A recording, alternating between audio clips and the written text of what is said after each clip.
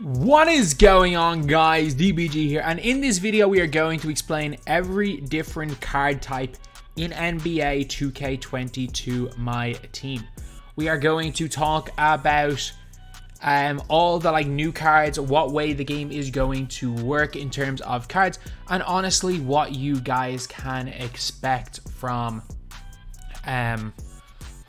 cards. So, before we get on to, if you guys aren't new to the channel, subscribe. We upload more MyTEAM content than anywhere else. And if you guys want to learn about the game mode, this is the best place for that. No question about it. Absolutely no question about that. This is the best place to learn about the game mode. So, we're now going to be talking about all the different card types. So, these are all the card types, as far as I'm aware, that are being touched on in the developer blog. So, I'm not really going to talk about reward cards, we all know what they are. Actually, very quickly, reward cards, what almost certainly they're going to be are unsellable cards that you can collect from playing the game. Whether you get them from the token market, whether you get them from leveling up, trying to level up to level 40, whether you get them from locking in all the Luka Doncic cards, and you can get this one from a lock-in. And yeah, that's pretty much it. And also quickly, we're going to talk about the promo cards. You guys all know what promo cards are. Shout out to 2K21 Central at 2K21 Central on Twitter for making this art. And the reason why they chose this one is that this is almost certainly going to be a card. If you guys don't know, this was leaked in draft, which means that this is almost certainly going to be a card. But yeah, promo cards are cards that are going to come out probably twice a week. And I don't know, that might be the best way to describe them, is just cards that come out in packs twice a week and are the highlighted players in the packs. They're not going to be the base cards or the current series cards. Okay. So we're going to start it off from the start of the dev blog with the event cards. So, throughout NBA 2K22, on numerous events at the start of each season, during limited time events, and for great moments in the league. For these, we've created one more new card type, event cards. Earnable and pullable, look to collect, sell, and exchange these cards throughout the mode in different ways all years long. So, to get started, we've created 15 card mural for you to commemorate Luka Doncic's 2K22 cover. And a lot of people are saying the event card could be the Luka Doncic, but no, the Luka Doncic is a reward card. Reward is going to be different. So there are promo cards. There are obviously the normal cards. There are promo cards, reward cards, and now there's going to be event cards. The event cards do not, as much as it sounds, because it says collect, sell, and exchange. So what I think the event cards are going to be is a lot of this type of stuff. It's going to be a lot of, say, non-playable cards. So all of these NBA 2K22 cover parts, I think these are all going to be the event cards. These are going to be the event card sets. So, I think maybe redeeming these might be an exchange, or maybe there might be, I don't know, 2K NBA moments where they have moments challenges, and every single moment is a different one of these events. But then you can exchange, say, 5 moments cards for a certain exchange reward. 10 NBA moments cards. So, I think that's what it's going to be. These limited cards are going to be a case of, I don't think they're going to be that difficult to obtain, the event cards, but they're basically going to be a new token. So I think event cards are going to act more like tokens than anything else. These ones here, obviously they are 15 event cards that lock in for a specific purpose of Luka. I think there's going to be a lot more situations where there are murals like that that lock in for players. And I also think there are going to be certain event cards that are just going to act as a new form of token, where obviously you need a lot less of them to lock a lot better rewards, but I think that's what's going to happen. So I think there might be a stage where you get a certain amount of event cards and you really have to choose what rewards you want. But again, that is me just this is one thing we don't know a lot about. That's just what I'm getting from the dev blog, and it looks unlikely that event cards are going to be usable. And also it looks like event cards might be purchasable, which is a bit of a weird one, because imagine if these are buyable. Luka Doncic is 10k MT. I'm not even kidding. It could be a case of, say, some of these being able to be done in 5 minutes, and that one being worth 10k MT. And all of a sudden you do the one Luka challenge that's hard and just buy the rest of them. Or if you it's a weird one if you get I doubt these are sellable. Either way, we'll see during the year. This is the one thing I'm not 100% sure of. That's just my theory about it. So holographic cards. What are holographic player cards? So basically they are rarer versions of the normal cards. They look cool. They look really cool. Like, I don't really like the look of it. Like, I'm not that high on them. These look like player card, like actual like collectible cards. I'm not into collecting, so I don't really care for it. But do they matter in game? Yes, because you can see here, well, holo player cards have the same attributes and badges. There are certain agendas and lineup rules that will require these rare and special cards. So there are certain weeks in limited where you're going to need all holo cards. Yeah, so you're going to want to collect. I'm not going to say you're going to want to go out of your way, but it's not going to happen early in the game. I just wonder how many holo cards there are. Like, how rare they're going to be, to be honest. But yeah, like, at the end of the day, they're just there for show. But one thing about them, again, is that it says here, agendas. So basically, just like original owner last year, you can get extra XP for having a holo card. So you could have, say, you could get Vince Carter. And Vince Carter might be like, score 100 points for 100 XP. But holo Vince Carter might be score 50 points for 300 XP. And then all of a sudden you're like, oh crap, maybe I need to go and get the holo card. So basically, it's 100% a way of 2K scraping more money out of people. But it's the same it's the same thing as the original owner. Like last year, if you had an original owner player, you got way more XP for doing challenges with original owners. For all the packable cards, that is.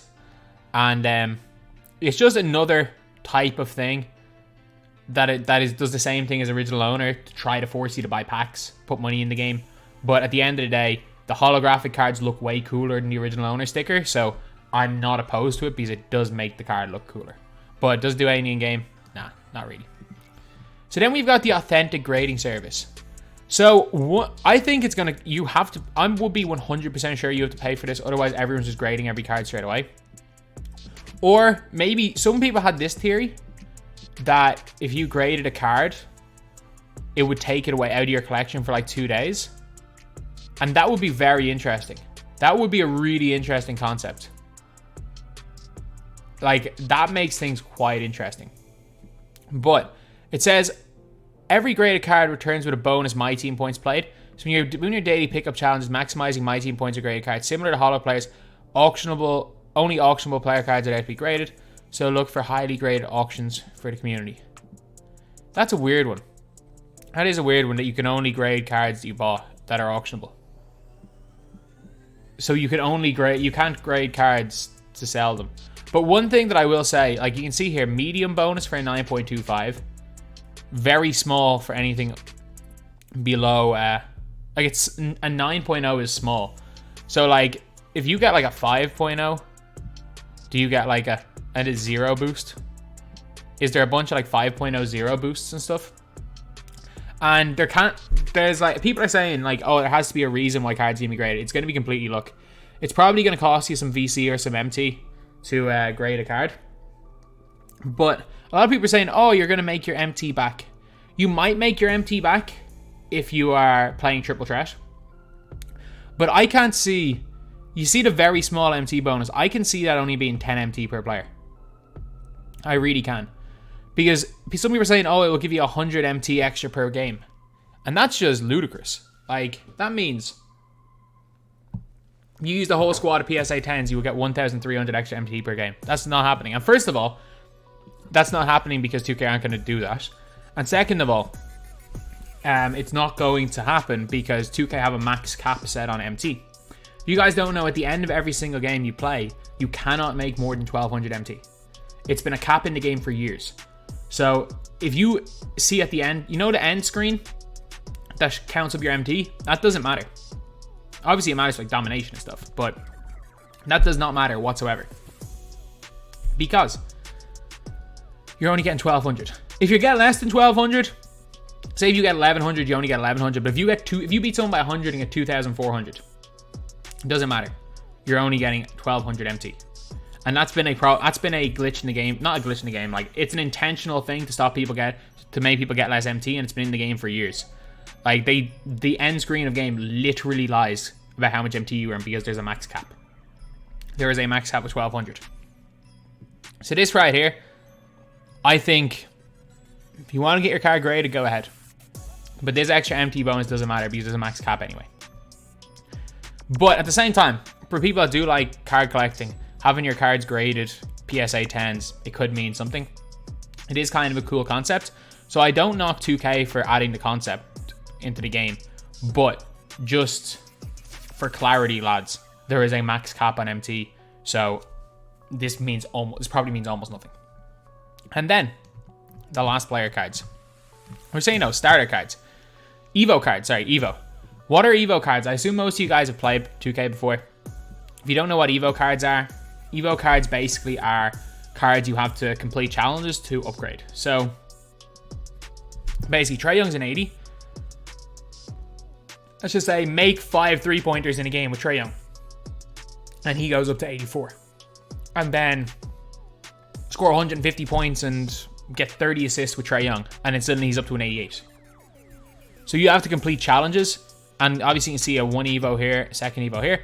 If you may or may not have a choice as to what to Evo, like in 2K20, you didn't have a choice. Your player just Evo to whatever. In 2K21, you had a choice. You click on something, then it would split to like 2 different things, and then you click on another thing, it would split to 2. When you make a choice. So basically, for Trae Young, maybe his first Evo just improves like his 3-point shot and his dribbling, and the second Evo, you can either improve his 3-point shooting, or you can either improve his athleticism and give him like quick first step, or you can improve his defense and give him clamps with a few defensive stats boost. So that's the way Evo cards work. And then last up is the base card set. So, and also, unlike last year with starters, by the way, you can now use, once you Evo up the cards, you can get all the other starters. So you're no longer stuck to one starter, which is huge because, like, we all remember in 2K19, if you didn't pick Derrick Rose, you were screwed. So the base set, you're not going to see bronze, silver, and gold players, or bronze and silver players. They all become gold. I don't get that. Like, I really don't get that. But base set versus current series 1. So basically, most NBA players are not going to appear in the game until the NBA season starts. What's probably going to happen is, because it says specifically, beyond the named 45 different dynamic duos, 1 for every single franchise. What's going to happen is, there is going to be base set cards. They're all going to be, say, gold.